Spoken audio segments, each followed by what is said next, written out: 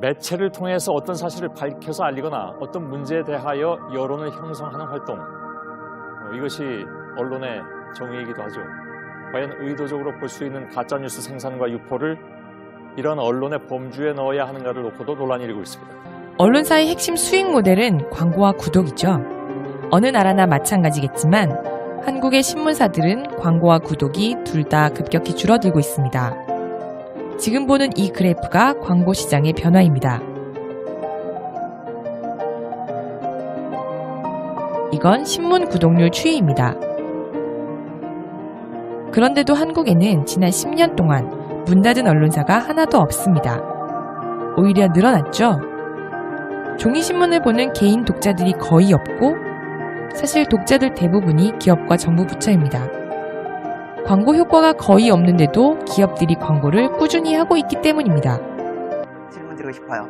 지금 저희가 지금 언론이 완전히 다 침묵하고 있어요. 언론인들이 요즘에 취재를 하는 것이 아니고요. 밥을 해서 갖다 줘도 안 먹어요. 예, 안 먹고 뭐 발 찹니다. 차리지도 왜 가져오냐고 않아요. 그러고. 예. 취재는 아예 안 해요. 그리고 뭐 하는 하이에나가 돼버렸는데 이 상황에서 기자 출신이시잖아요. 좀 더 큰 목소리로 국제사회에 대해서 할 수 있는 일종의 영어 방송 하나 만드시면 안 될까요?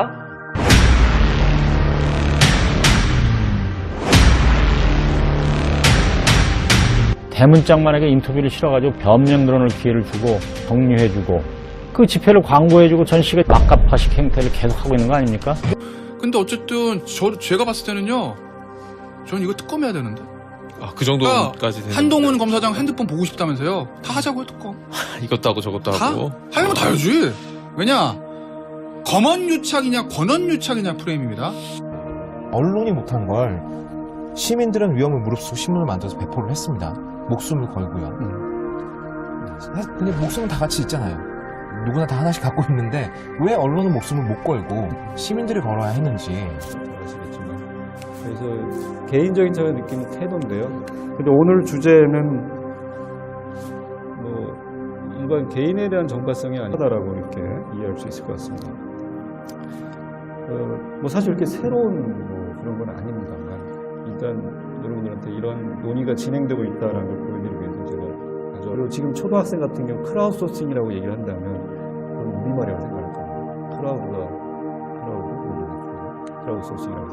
하여간 이 두 개의 분석 툴로 저걸 분석을 해서 들여다본 결과, 그래서 이 사람들은 이런 질문을 던집니다. 과연 언론이 기사와 논설에서 편향된 보도를 일상적으로 지속적으로 하고 있느냐, 그게 문제의식이었던 것 같습니다. 어떨까라는 질문을 던지시다면 제가 볼 때 여기서 그렇게 큰 변화는 없지 않을까 싶습니다. 언론사라는 게 하나의 제도로서 나름대로의 안정성을 확보하고 있기 때문에 변화가 있다는 것도 상당히 흥미로운 거고요. 그래서 저희가 경험적으로 봤을 때 그럴 가능성이 있습니다.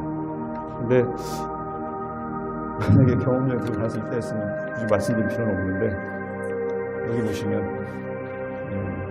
뾰족한 정당이라기보다는 우리가 발을 딛는 현실에서의 문제에 더 주목을 해서 언론이 이런 대통령에 대한 부정적인 법이겠죠. 그런 문제가 많이 나왔다는 주장입니다. 현실 문제가 더 중요하다는 거죠. 네. 그리고 이제 실업률의 어떤 절대 변화, 플러스 마이너스 절대 변화를 했을 때 이게 월 기사에 영향을 줬다는 거죠. 한 20건, 이거는 뭐 관련된 기사를 수집을 해서 제가 분석을 해본 결과, 핵심만 말씀드리면 이거 묶이는 같은 색깔은 같은 군집으로 묶이는 거고요. 이게 이제 2차원이라 겹쳐 보이지만 사실 이게 3차원 돌리면 다 떨어져 있는 것들이거든요. 그래서 지금 다양한 색깔들, 이거는 이제 군집 분석을 해서 크게 하나, 둘, 셋, 넷, 다섯, 6개의 군집을 해서 조선일보 보도에 보면 이런 형태의 많은 기자들이 기사가 삭제되거나 기사의 방향이 바뀌는 걸 경험합니다. 한국의 콘텐츠 유통 환경은 독특합니다. 인터넷 인구 4천만 명 중에 3천만 명이 PC 웹브라우저의 첫 화면으로 네이버를 지정해 놓고 있습니다. 모바일에서도 네이버의 영향력이 압도적입니다. 20년 전 포털 사이트가 처음 생겼을 때 네이버와 다음이 뉴스 콘텐츠를 구매하기 시작했습니다. 기자들이 작성해서 기사를 송고하면 편집자가 자사 사이트와 포털 사이트에 동시에 업로드합니다. 포털 사이트에 가면 모든 언론사의 모든 기사가 있기 때문에 독자들은 굳이 언론사 사이트를 방문할 이유가 없게 되죠. 한국 언론사는 온라인에서 추구할 수 있는 수익 모델이 거의 없습니다.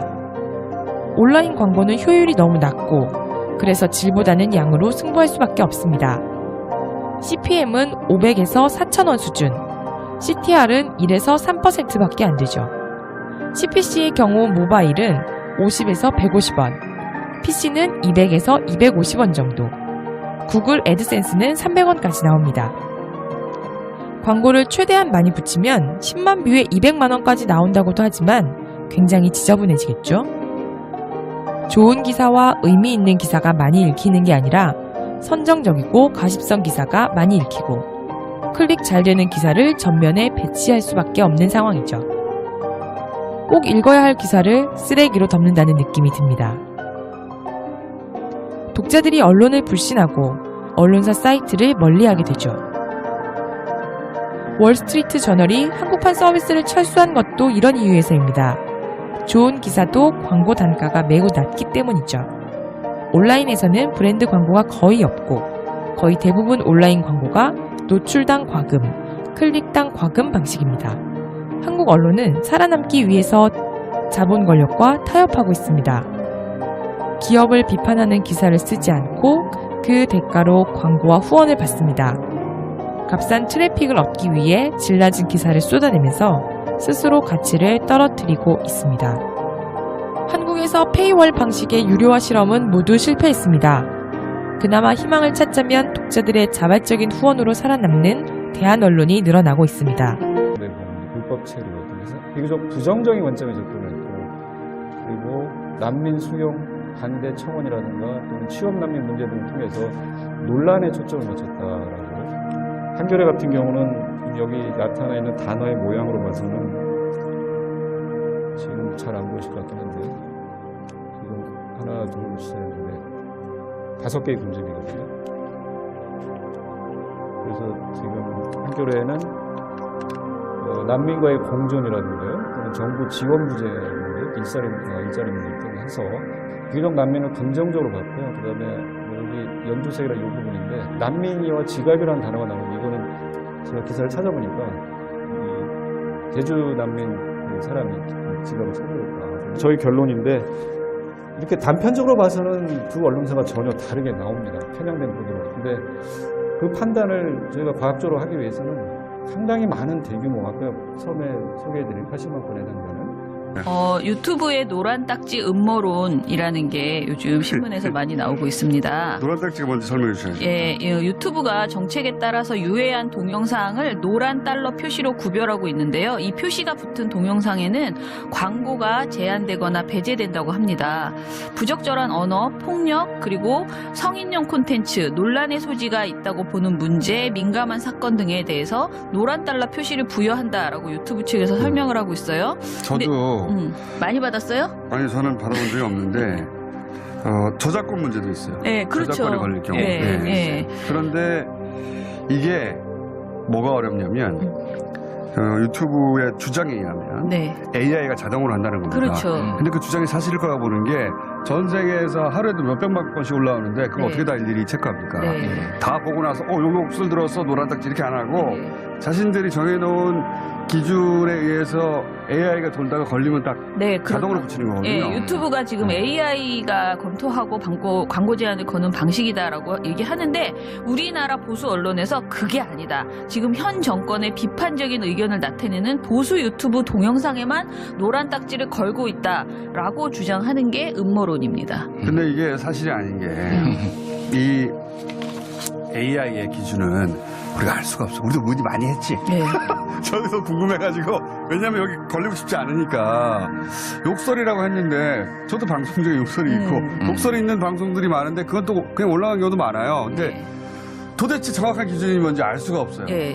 근데 저는 그 정확한 기준을 제대로 안내하고 그래서 유튜버들이 여기에서 피해갈 수 있게 하는 것도 저는 방법이라고 생각하거든요. 근데 유튜브에서 그걸 안 하는 이유도 저도 이해가는 게 어떤 기준을 마련하잖아요. 그 땡만 안 하는 그거만 거지. 싹 피해가서 더 나쁜 콘텐츠를 올릴 수 있어요. 네. 네. 그리고 이게 학습을 해요, 사실은. 맞아요. 그냥 계속 그 정체돼 있는 게 아니라 계속 새로운 콘텐츠가 나오면은 새로 또 이제 맞습니다. 머신러닝 방식으로 학습을 하기 때문에 기준이 달라질 수밖에 없어요. 계속 실시간으로 바뀌는 거죠. 이게 네. 왜 바둑 두는 그 뭡니까 그 알파고. 예.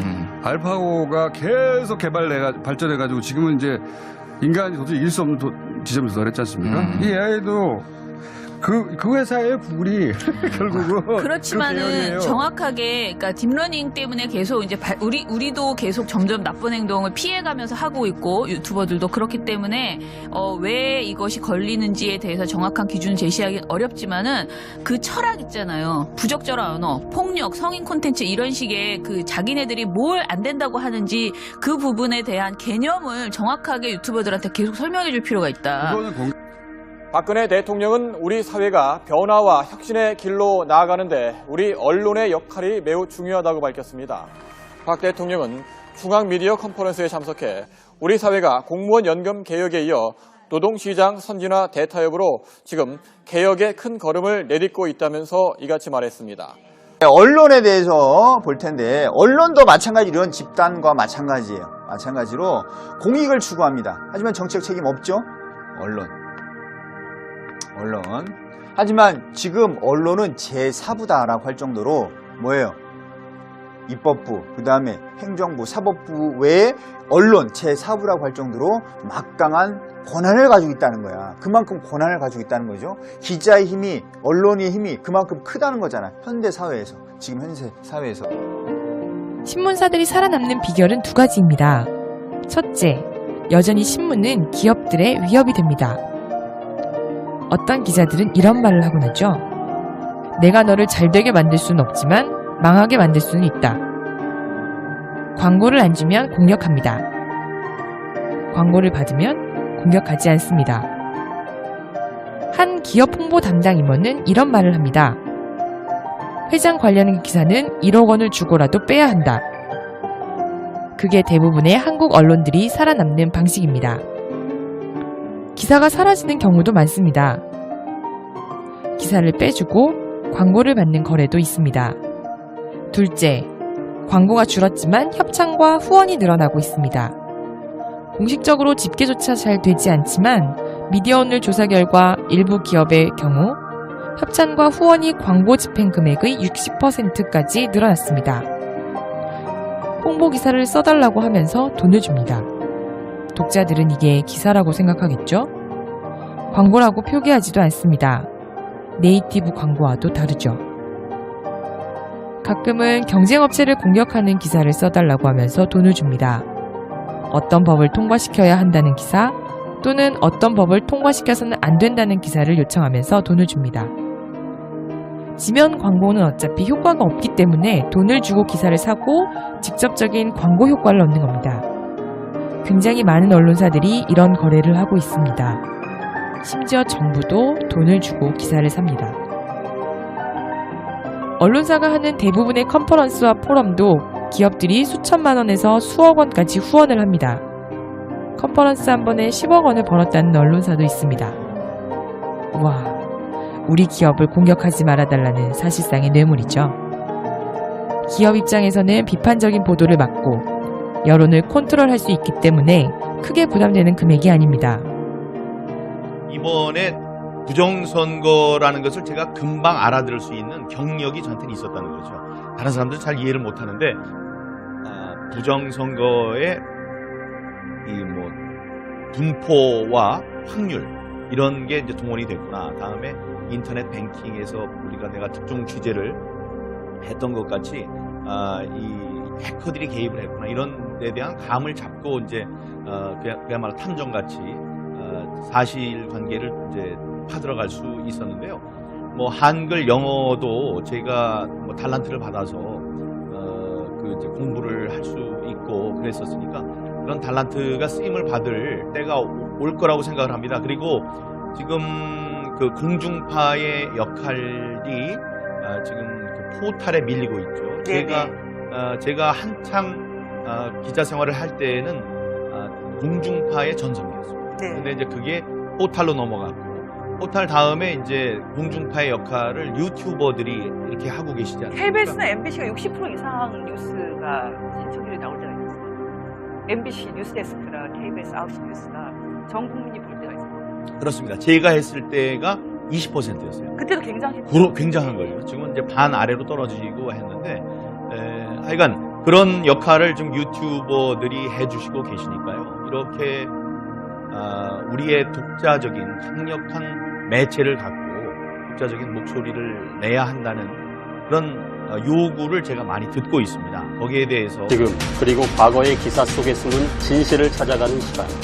이건 뭐 중요한 얘기 같지는 않는데 이 정준웅 부장 수사에서 배제해달라는 얘기도 한동훈 검사가 하고 있는데 이거는 어떻게 봐야 됩니까? 네? 근데 뭐 수사가 중단됐거든 뭐 배제고 뭐. 어차피 뭐 실리적으로 아무 그때는 문제가 이제 없다. 한동훈 검사장은 저 수사지휘위원회에서 얘기했듯이 결과에 상관없이 나를 기소하려고 할 거고 영장 칠 거다라고 얘기를 한 거 아니에요, 본인은. 네. 그러니까 이제 수사가 계속된다는 걸 전제로 얘기를 한 건데 글쎄 모르겠어요. 저는 저 한동훈 검사장 분리수사할 거라고 보거든요. 기소 못 할 거라고. 그럼 뭐 정준웅 부장 뭐. 알겠습니다. 어떻게 보면 오늘 새롭게 나온 가장 새로운 새로운 뉴스는 이제 권언유착이냐 검언유착이냐 새롭게 좀 이슈가 되는 부분이 있는데 또 이분 저는 정체는 이따가 그 김준호 변호사한테 물어보려고요. 민변 계속 민변이 엮이고 있는데 이름에 광고 듣고 와서 손정혜 변호사까지 가세해서 세 분이서 함께 이야기 나눠보도록 하겠습니다. 시사특공대.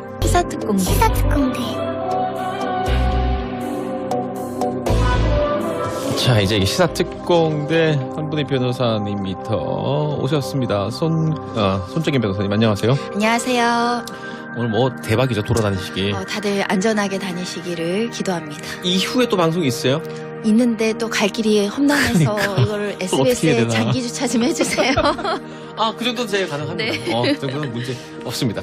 자, 그 얘기 한번 해보죠. 이것도 오늘 자꾸 얘기가 시작을 김준호 변호사님부터 시작이 되네요. 그 민변하고 어떤 관계예요? 저요? 아니.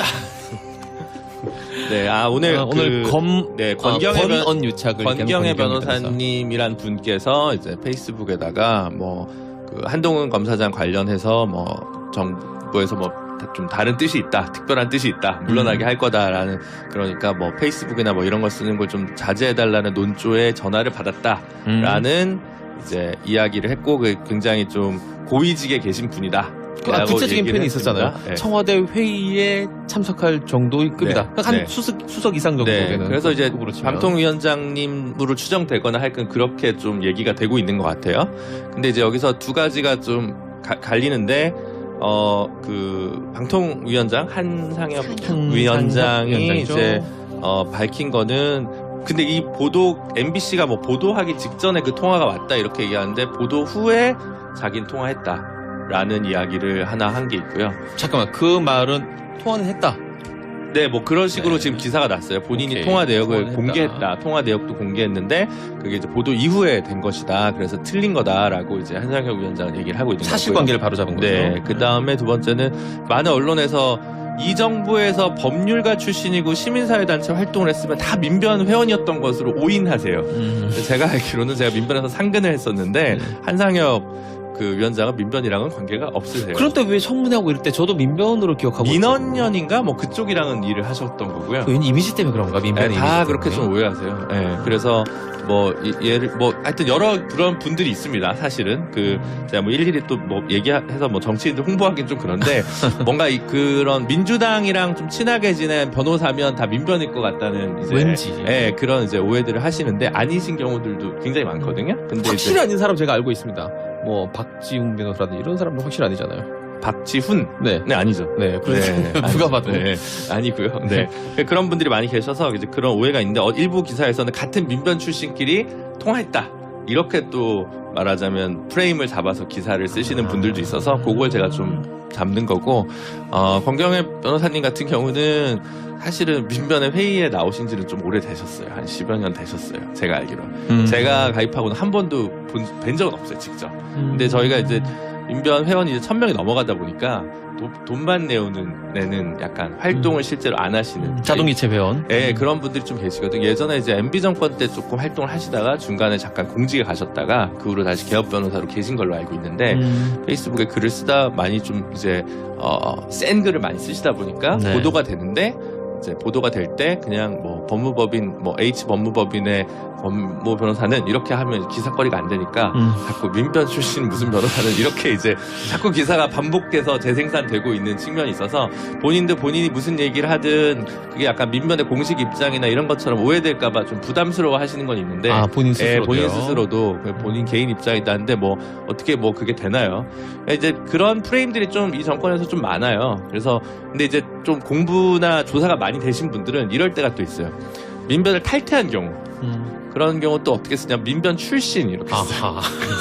틀린 말은 아니잖아요. 네, 민변 회원인 경우는 민변 소속 이렇게 쓰시고 이제 민변엔 뭐 다양한 분들이 계시니까 사실은 그거를 뭐 정당 정치나 이념적 그거 가지고 다 이제 획일적으로 다 할 수는 없는데 사실은 얼마 전까지 그 미래통합당 그 쪽에 최고위원 하셨던 뭐 문병호 전 의원이라든가 이런 분들 다 민변 회원이었거든요. 얼마 전에 뭐 하여튼 탈퇴 처리됐을 텐데 그러니까 그런 분들이 있어요. 되게 다양한 분들이 있거든요. 녹색당부터 이제 미래통합당 분들도 몇 분 계실 정도로 있는데 뭐 그렇게 디테일하게 들어가면 끝도 없고 어쨌든 전반적인 정황은 그렇습니다. 라고 민변 출신의 우리 김준호 저는 변호사가 상근 변호사 출신의 민변 변호사님들이 1000명 가까이 된다고 하셨잖아요. 그래서 정치색이 없는 분들도 상당히 있어요. 젊은 변호사들은 공익활동하려고 들어가시는 분들이 있거든요.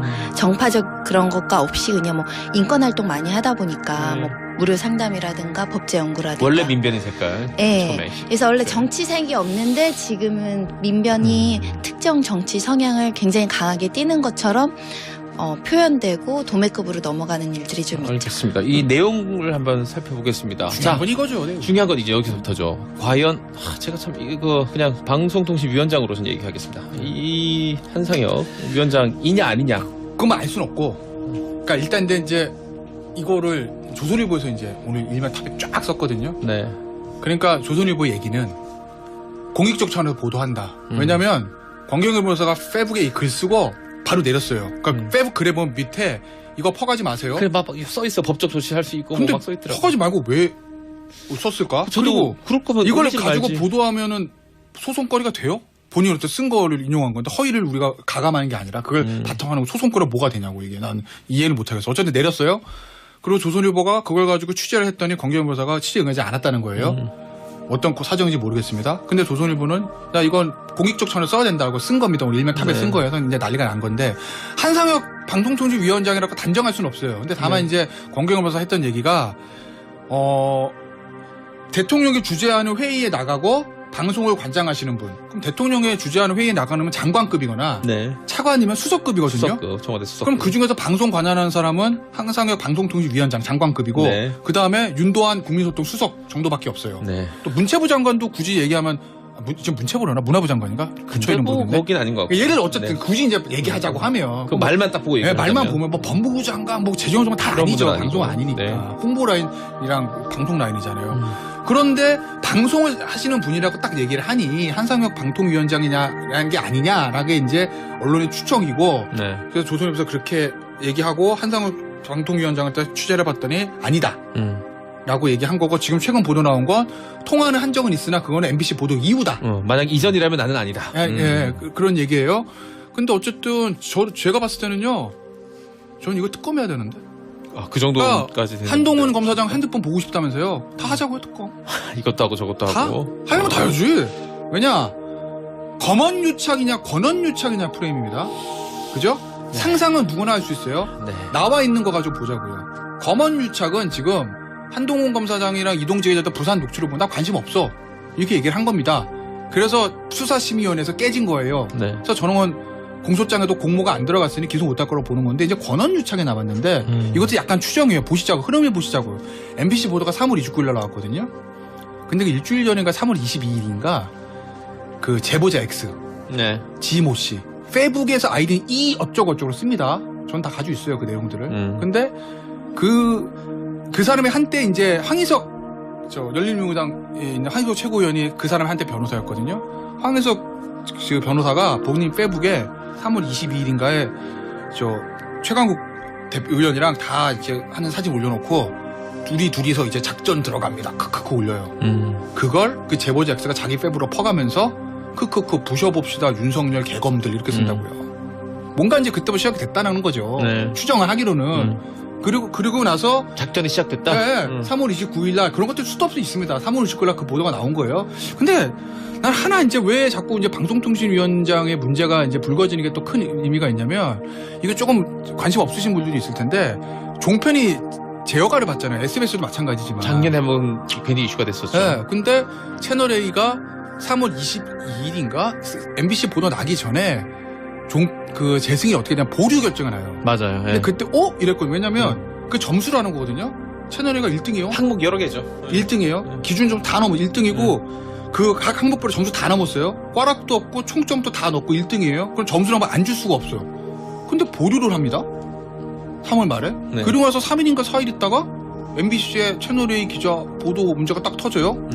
그리고 나서 다시 한번 심사해볼까? 이러면서 채널A 대표랑 오너랑 막 방송에 불려가지고 얘기합니다. 네. 그리고 나서 한 달인가 있다가 4년 제어가 나면서 조건을 붙입니다. 네. 만약에 채널의 고위층이 여기에 관련된 게 있으면 종편 제어가 취소 이렇게 철회권 유보라고 그렇게 해서 나거든요. 네, 그 흐름들이 거기다가 권경애 변호사는 방송 관할하는 대통령 회의에 참석하는 사람으로부터 MBC 보도 나기 직전에 한동훈 검사장 우리가 잡을 거다라는 얘기를 들었다.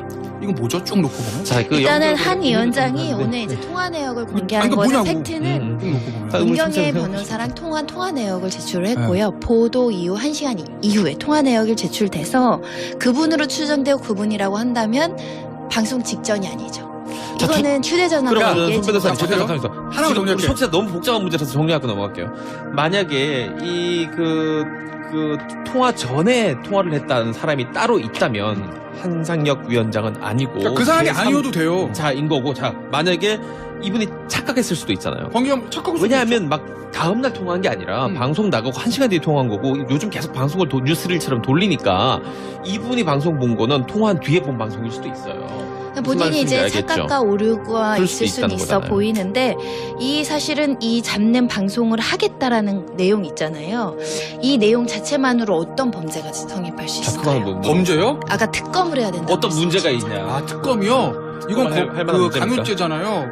이것도 만약 그 정보 고유 관계자와 관련됐다면 이것도 직권남용 아니에요? 직권남용을 볼 수 그러니까 있을까요? 이거를 잡아라. 그래서 그 비리를 창작하거나 위작을 해서 방송을 내보내라. 이렇게 보신다는 거죠. 그런데 아까 만약 김태현 변호사의 논리로 치면은 이 방송국 제어가라는 굉장히 사실 이례적인 거거든요. 조건부 제어가 저도 뭐 한 20년 있어봤습니다. 잘 앵간해가지고 그렇게 안 돼요. 근데 그런 게 떨어지고 그 며칠 후에 이런 일이 생겼으면 의심은 사실 해볼 수 있죠. 근데 증거가 있는 건 아니지만. 녹취록 보도 몇 시간 전에 한동훈 반드시 내쫓을 거고 그러니까 그에 대한 보도가 나갈 거고 그러니까 회복 좀 그만해라 이런 호소를 들었다는 거거든요. 그럼 여기서 말하자게 제가 볼 때는 이제 지금 현재 정황으로는 한상혁 위원장이 아닐 수 이 가능성이 더 높다고 누가 있을 보는데 수도 있다. 뭐 누가 있다 하더라도 그럼 그 사람이 예를 들어 직권남용이 되려면 인허가를 쥐었다 놨다 할 수 있는 권한이 있는 사람이 돼야 돼요. 봐야지. 예, 뭔지 모르니까. 예, 그러니까 그래서 그 문제가 있는 거고 그래서 제가 볼 때는 조금 사실관계를 좀 더 들여다봐야 되는데 그게 국회를 거쳐서 또 특검까지 해야 될 사안이냐? 아니, 그러니까 저는 뭐 그렇게 보진 않고. 아니 그러니까 한동훈 검사 휴대전화 보고 싶으시다며. 보자고. 그러면 특검에서 그러니까 뭐 다. 그 얘기인 것 같아. 이걸 특검하자는 게 아니라 이 지금 이 휴대전화밖에 중대하다. 안 남은 이 상황에서 이걸 굳이 특검을 해야 된다고 뭐 나를 쳤으면 근데 이정도 사안이면 이거 무슨 특검을 해야 된다. 보도가 무슨 보도가 나갈 거다. 그리고 이제 전반적으로 이렇게 될 것 같으니 이제 좀 과하게 좀 그만 페북에 그만 글 쓰고 좀 자제하면 어떻겠냐 이런 얘기를 한다면 그 자체로 뭔가 제가 뭐 범죄가 예를 들어 내가 지금 작전을 짜가지고 보도도 만들어 놓고 이걸 했고 이런 게 아니라 그러면 이런 정보가 있고 요러요러한 정황이 있으니 제발 좀 자제 좀 하면 어떻겠냐라고 얘기를 한 걸 가지고 범죄가 바로 성립하는 게 그렇게 간단한 문제가 자, 아니다. 그럼 이렇게 그러면은 저 공영방송에 PD로 오래 하셨잖아요. 네. 공영방송국에서 그냥 사건 사고 기사도 아니고 네. 언론사가 하나 걸려 있고 검사장에 걸려 있고 그게 사실이라면 사실 어마무시한 얘기잖아요. 아까 말한 다 사실이라면 사실은 차기 그게 유력 주자를 잡으려는 그렇다면 정말 그게 말도 안 되는 거잖아요. 한동훈이 차기 유력 주자라고 아니 말씀이세요? 유시민. 그러니까 그 유시민. 맞다면 언론사가 저 보수 언론사 하나가 검사장 지금 인사로 물먹은 검사장이랑 손잡고 차기 유력 주자 중에 한 사람을 유시민 장으로 잡으려고 이 모의를 꾸미는 거를 저 몰래카메라로 찍어가지고 진짜 대특종하는 거잖아요. 이거를 그러면 정부 관계자한테 알려준 거 맞아요? 아니 뭐 그렇게 하면 안 되는데 아까 지금 맞습니까? 안 근데 되는데 이건 진실이 밝혀질 수밖에 없는 것이 이제 뭐 이런 내용이 나오니까 한 위원장도 뭐 허위사실 적시 고소하겠다 이렇게 나오고 있고 권경혜 변호사님 본인이 책임져야죠. 그럼 누가 전화했는지 그럼 명확해질 수 있죠. 그러니까 그 사람이 어떤 그래요. 취지로 이야기했는지 여부. 더군다나 한 위원장은 아예 이런 얘기 MBC 관련된 이야기조차 없었다라는 거예요. 그럼 팩트가 나와야 되는 시점이죠. 그러니까 그것도 그래서 아직 요건 좀 차분히 기다려볼 문제 같아요. 왜냐하면 아까 얘기했듯이 왠지 착각했을 수도 있겠다 싶은 생각도 들어요. 그런 생각도 들고 그렇다면 해프닝이 되는 거고 만약에 누가 또 있다고 한다면 김태호 변호사 말대로 그리고 그 사람이 정부 고위 공직자라면 문제는 되겠죠. 분명히. 그 정도라면 문제도 되는데 그럼요. 지금 알 수 없는 거니까요. 아직은 지켜봐야 될 것 같습니다. 저는 제 개인적인 추정을 말씀드리면 한상우 위원장 아닐 수도 있어요. 사람 누군지 몰라. 하지만 권경혜 변호사가 말했던 거 그건 제가 봤을 때 착각하기가 너무 내용이 너무 구체적이에요. 구체적이다. 착각이라기는. 그러니까 권경혜 변호사가 이제 그 부분에 본인이 어쨌든 그러니까 본인이 얘기를 하면 언론에 보도되는 걸 다 알고 있잖아요. 그러니까 우리도 마찬가지입니다. 방송에서 나와서 얘기하는 거, 페이스북에 글 쓰는 거 이미 퍼진 이상 그 부분의 수습도 본인의 몫이거든요. 본인이 잘못 말하면 잘못 말한 것이다. 아니면은 누구다. 왜냐면 한성규 위원장이 아니면 지금 한성규 위원장이 다 몇 명 안 남죠. 저 한성규 위원장 아니야라는 얘기들이 있으니 그 구설에서는 벗겨줘야 되는 거 아니겠어요? 그러니까 본인 얘기하시라고. 한상혁 위원장 명예를 위해서라도. 그렇죠. 자, 여기까지 하도록 하겠습니다. 이거 청취자분들이 우리 특공대원들이 들으면서 각자의 판단을 지금은 할 수 있을 텐데 제발 저도 같은 마음으로 정확하게 밝혀졌으면 좋겠어요. 왜냐하면 이게 신뢰의 문제이기 때문에 이런 일이 생긴 이제 덮이고 넘어가면 방송 듣다가도 왠지 의심 어린 시선으로 뉴스를 보고 의심 어린 시선으로 뭐 시사 특공대를 듣게 되거든요. 정부에서 뭐 들어온 거 아니야? 막 이런 얘기. 부조리 유형 및 실태라고 하는 보고서를 보면 뭐라고 되냐면 언론사 사주들은 언론사를 만들어 공익보다 사리사욕을 챙기며 정확하게 지적하고 있어요. 그 다음에 자기의 치부수단으로 악용해왔고 치부하기 위해서 국가의 정책을 왜곡시키거나 공무원들에게 로비를 하거나 공무원들에게 압박을 가해서 정책을 바꾸는 일도 서슴지 않고 행해왔기 때문에 이 정도의 약점을 가지고 압박하면은 상당히 다루기 쉬운 존재들로 파악됩니다. 라고 들어가 있어요. 내용에. 얼마나 정확해요. 현실을 정확하게 읽고 있어요. 전용호님 같은 경우에는 정말로 이렇게 나중에 도청으로 이제 그 진압군이 몰려오는 그 마지막 시점에 자기 몸이 사시나무듯 떨리는 그런 경험을 했었다라고 해요. 근데 그럼에도 불구하고 이제 내가 그러니까 젊은 나이였기 때문에 물불을 안 가렸지라고 하는 그런 얘기를 하시면 지금이었으면 못했을 것 같은 그런 표정을 그렇게 지시더라고요. 만약에 모두가 도망친 자리에서 새롭게 저렇게 피어난 대한 언론이 없었고 대항 언론이 없었다면 광주가 무질서해질 가능성이 엄청나게 컸던 거죠. 근데 민주 대동사회라고 하는 엄청난 진보를 하는 거죠. 그게 좀 역사적 기록으로 남아있는 거 아닙니까?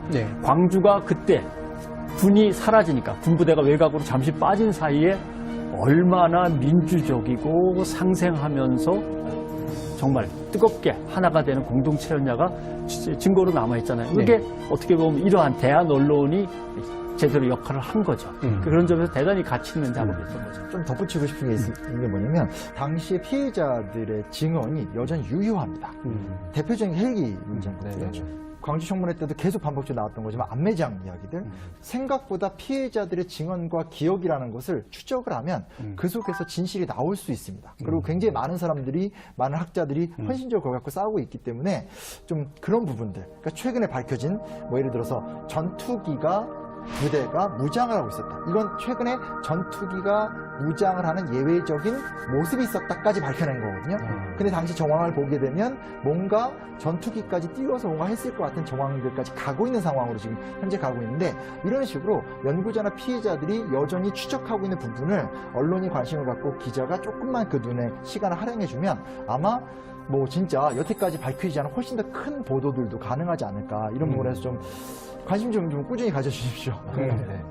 한국 언론의 가장 부정적인 모습이 농축되어 있던 시점이고 그다음에 이른바 1980년 체제라고 부를 수 있을 정도로 현재 보수 언론을 비롯한 여러 가지 언론의 지형이 만들어진 굉장히 중요한 역사적 시점이었다라고 하는 거기 때문에요.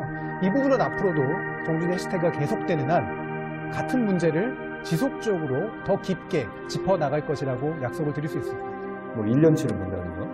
그래서 그걸 저희 사람이 다 할 수 없기 때문에 요즘 많이 쓰는 기계학습이나 빅데이터 분석을 통해서 정교하게 보셔서 정파성 이런 것이다라고 정의를 할 필요가 있지 않을까 하는데 사실 안타깝고는 아직까지 국내에 이런 결과나 자료는 없습니다. 그래서 그거는 저희 연구자들의 숙제인 것 같습니다. 감사합니다. 그런 보수 유튜버만 노란 딱지를 붙이는 것이 아니고요. 최근에 나온 이 이야기들 보면 서울의 소리라고 해서 굉장히 진보적인 매체라고 이제 하잖아요. 그쪽에서도 90% 이상 노란 딱지가 붙었다고 하고요. KBS 유튜브 채널인 KBS 더 라이브도 우리에게도 붙었다라고. 먹방 할 때도 붙어요. 청와대가 가짜 뉴스의 온상으로 지목한 유튜버들. 논평이었다. 언론의 자유도 없냐며 즉각 반발했습니다. 한 블로거의 글을 인용하면서 지금 문재인 대통령이 언론사 사장들과 술을 마셔서 그렇다는 이야기가 있는데 해명하라고 촉구했습니다. 논평입니다. 박근혜 정부 당시에 심지어는 없는 점까지 의혹으로 만들어내서 말이죠. 여기 보톡스 맞은 자국이다. 신혜아수도 마찬가지로 얼굴이 좀 부었다. 이거 보톡스 맞은 거 아니냐. 이들은 인터넷 글이나 다른 유튜브 채널을 인용했습니다. 사실과 주장을 교묘히 뒤섞기도 했습니다. 법망을 빠져나갈 방법이라는 지적입니다. 일부 유튜버들은 조양호 한진그룹 회장의 사망 소식도 비슷한 방식으로 전했습니다. 문재인 정부가 국민연금을 지렛대 삼아서 대기업을 공격하고 압박해온 결과로 조 회장이 제명대로 살지 못하고 일찍 세상을 떴다는 그런 시각인 것이죠.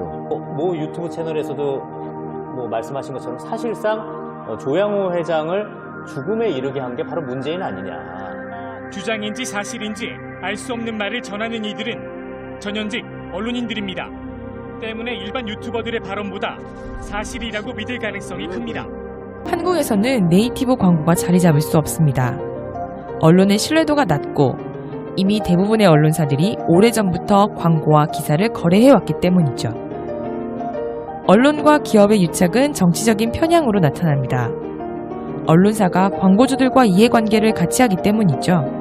특히 언론이 국민 역량을 결집하고 공정하고 건강한 비판으로 국가가 나아갈 길을 제시하는 등대의 역할을 해달라고 당부했습니다. 언론을 통해서 뭐가 형성된다? 여론이 형성되잖아요.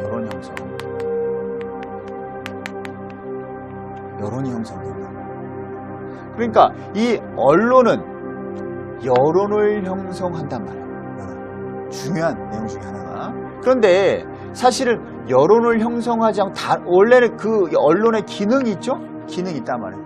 기능은 뭐예요? 정보 전달이 가장 우선적 기능이죠. 정보 전달. 그 다음에 쟁점에 대해서 현재의 어떤 여러 가지 사회적 쟁점에 대해서 해설해 준단 말이에요. 해설해 주는 거죠. 그런 정보를 전달하고 그 다음에 쟁점에 대해서 해설하게 되고 그 다음에 이런 언론은 여러 가지 이제 정부 정책에 대해서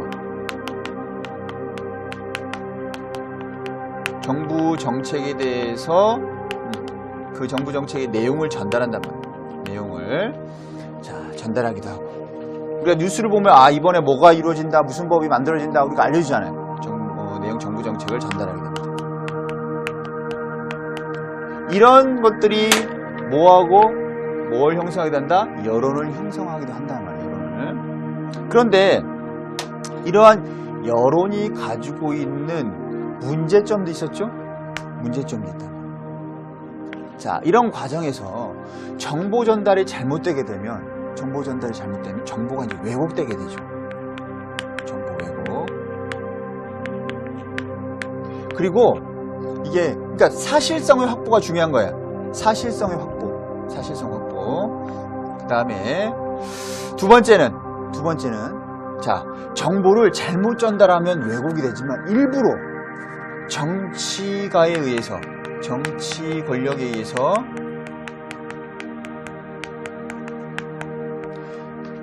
잘못된 정보를 유출하게 된단 말이에요. 정보 다 잘못된 정보입니다. 정보를 유출하기도 하고 그 다음에 언론을 이용하기도 하고 언론을 이용하는 거죠. 언론을 이용하기도. 그래서 예전에 무슨 댐이라고 해가지고 무슨 그 댐을 폭파하면 서울이 27이 잠기고 이런 해가지고 그 댐을 만들기 위해서 막 돈을 걷고 다 이게 그거였잖아. 저도 돈을 냈는데 알고 보니까 그게 아니란 말이야. 그 돈으로 댐을 만든 게 아니었죠.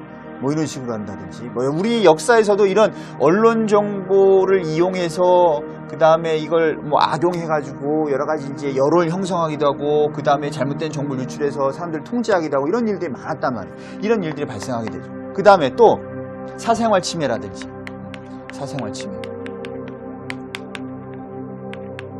얼마 전에도 또 누구의 사진이 유출됐다, 신상 털기다. 신상 요즘엔 탈탈탈 털어버리더라고, 막 탈탈탈. 제가 지금 유명하지 않아서 그렇죠. 만약에 조윤출이 유명해졌어 이러다가 신상 바로 털리는 거 그냥 탈탈탈 털리는 거 다. 이제까지 잘못한 거 조금이라도 문제 있었던 거. 그러니까 그만큼 사생활이라든지 명예훼손의 문제점. 명예훼손. 그게 이제 큰 사회적 이슈 또 문제점이 발생하기도 하죠. 사실 그에 대해서는 어떤 책임감을 가지고 해야 되는데 그처럼 책임감이 또 그런 익명성으로 이제 발생하는 문제점들. 이건 또 이제 언론하고 직접적인 연관이 있긴 하지만 또 다른 이면이죠. 언론의 내면에 있는 다른 이면들. 이런 부분들. 그래서 언론을 통해서 사생활이 침해되기도 하고 그로 인해서 명예가 훼손되기도 하는 이런 역기능이 이제 발생하기도 한단 말이에요. 그러기 위해선 이런 것을 방지하기 위해선 이런 것을 방지하기 위해선 첫 번째, 일단 신뢰성을 확보해줘야 돼요. 언론은 신뢰성을 항상 사실인 것을 확인하고 그 사실을 보도할 필요가 있단 말이에요. 그 다음에 이러한 정치 권력으로부터 독립해야죠. 그러니까 언론, 출판, 집회,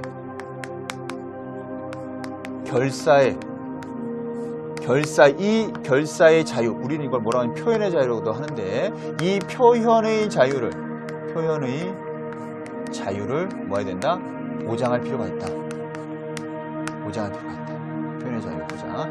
이것이 전제되어야 된다. 이것이 전제되어야지만이 이 제대로 된 언론이 형성될 수 있단 말이에요. 그래야지만 제대로 된 언론에 의해서 제대로 된 여론이 형성될 수 있게 되는 거죠.